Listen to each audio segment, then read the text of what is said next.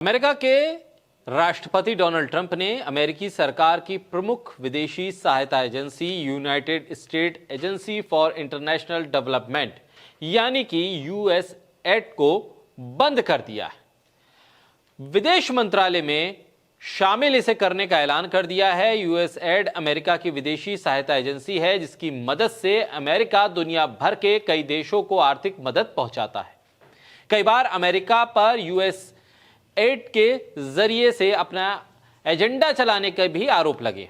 दुनिया भर के 60 से ज्यादा देशों में यूएसएड के कार्यालय हैं। इस एजेंसी में लगभग 10,000 से ज्यादा लोग काम करते हैं। इसमें से ज्यादातर कर्मचारियों की तैनाती अमेरिका के बाहर है। अब इस एजेंसी का नाम जैसे ही आया, भारत में बवाल मच गया। यूएसएड को बंद अमेरिका में किया गया, लेकिन हंगामा भारत में खड़ा हो गया। मौजूदा वक्त में बीजेपी की सरकार है, लेकिन आरोप कांग्रेस पर लगने लगे। यह कहा जाने लगा कि ये वही यूएसएड है जिसके जरिए अमेरिका का एजेंडा कांग्रेस चलवाती रही, पैसा लेती रही। बीजेपी के कई नेता बहुत मुखर हो गए। अमित मालवीय से लेकर हेमंत बिस्वा शर्मा या फिर निशिकांत दुबे, ये सभी के सभी एक सुर में यह बताने लगे कि यूएसएड के जरिए कांग्रेस के शासनकाल में तमाम लोगों को पैसा आया और इस पैसे का इस्तेमाल भारत के खिलाफ किया गया। क्या भारत में विदेशी हाथ पहुंचा इस यूएसएड के जरिए? भारत के चुनावों को क्या यूएसएड के जरिए प्रभावित किया गया? क्या भारत में वोट को विदेश से चोट पहुंचाने की कोशिश की गई? एलन मस्क की अगुवाई में बने अमेरिका के सरकारी दक्षता विभाग डॉच ने इस बात को बताया है कि बाइडेन सरकार ने 1 अरब 80 करोड़ रुपया भारत में वोटर टर्नआउट को प्रभावित करने के लिए दिया था। लेकिन सवाल यह है कि इस बात को आधिकारिक तौर पर ना तो अमेरिका की तरफ से कहा जा रहा है और ना ही किसी रिपोर्ट पे किया जा रहा है। सवाल यह भी है कि जो यूएसएड के जरिए पैसा आया उसका इस्तेमाल कहां किया गया।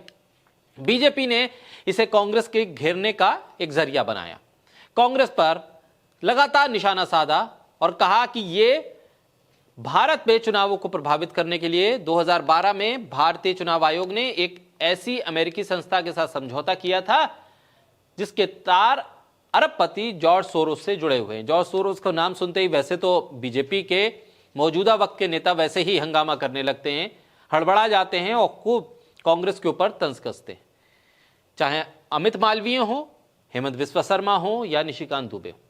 लेकिन कांग्रेस पे सवाल खड़े करते करते बीजेपी ये भूल गई कि इसके तार बीजेपी के नेताओं से भी जुड़ते हुए नजर आएंगे।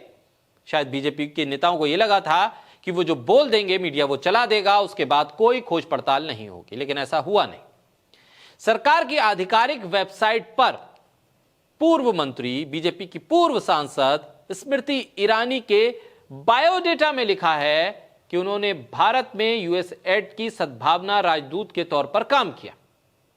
इस मुद्दे को लेकर अजीत अंजुम वरिष्ठ पत्रकार हैं, वो लिखते हैं ये स्मृति ईरानी है, क्या अमित मालवीय इस बारे में कोई जानकारी लेंगे? इस पर अमित मालवीय क्या कहेंगे? यूएसएड में इनका क्या रिश्ता है भाई, जरा मैडम से पूछकर पता करो।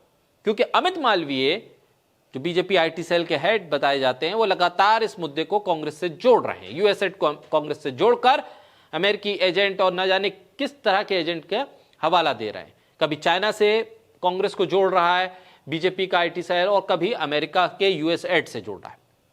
लेकिन अब स्मृति ईरानी का नाम जैसे ही सामने आया, लगातार हंगामा करने वाली बीजेपी खामोश सी हो गई। पूर्व सांसद स्मृति ईरानी ने खुद इस बात को 2011 के ट्वीट में माना था कि वो 4 साल यूएसएड के साथ काम कर चुकी हैं। असम के मुख्यमंत्री हेमंत बिस्वा शर्मा अगर स्मृति ईरानी के खिलाफ जांच की मांग करते हैं तो ये देखने वाली बात होगी, क्योंकि वो बीजेपी के नेता होते हुए कांग्रेस के नेताओं पर आरोप लगाकर इसकी जांच की मांग कर रहे हैं कि देखिए कांग्रेस के नेता यूएसएड से पैसा लेते थे, इसकी जांच होनी चाहिए कि विदेशी लोगों का हाथ कैसे। लेकिन अब स्मृति ईरानी का नाम जब सामने आ गया तो अब बताएं हेमंत बिस्वा शर्मा कि क्या वो अब भी जांच की मांग करेंगे, और अमित मालवीय क्या स्मृति ईरानी से पता करेंगे कि वो यूएसएड में कितना पैसा लेती थी, कब लेती थी, किसके खिलाफ लेती थी, क्या काम किया। इस मामले में एक और तस्वीर सामने आई। दरअसल विदेश मंत्री एस जयशंकर समांथा जेपावर जो कि यूएसएड की मैनेजमेंट में शामिल थी, उनके साथ तस्वीरों में नजर आए और बाकायदा ऑफिशियल ट्वीट में भाजपा दावा कर रही है यूएसएड भारत विरोधी एजेंसी है। तो ये मामला अब एस जयशंकर तक पहुंच गया है, क्योंकि वो भी तस्वीरों में सामने आए थे। अक्टूबर 2016 में यूएसएड ने जो ट्रांजैक्शन था नगद रहित यानी कि ऑनलाइन ट्रांजैक्शन, उसको बढ़ावा देने के लिए मोदी सरकार से एक एग्रीमेंट किया था। उसके 1 महीने के बाद आपको याद होगा डीमोनेटाइजेशन हो गया। अब क्या ये डीमोनेटाइजेशन में यूएसएड का हाथ है? एस जयशंकर अगर यूएसएड की रिप्रेजेंटेटिव से मिल रहे हैं तो क्या वो भी उसमें शामिल हैं? स्मृति ईरानी 2011 के ट्वीट में मानती हैं कि हाँ भाई, मैं तो एम्बेसडर रही हूं उसकी।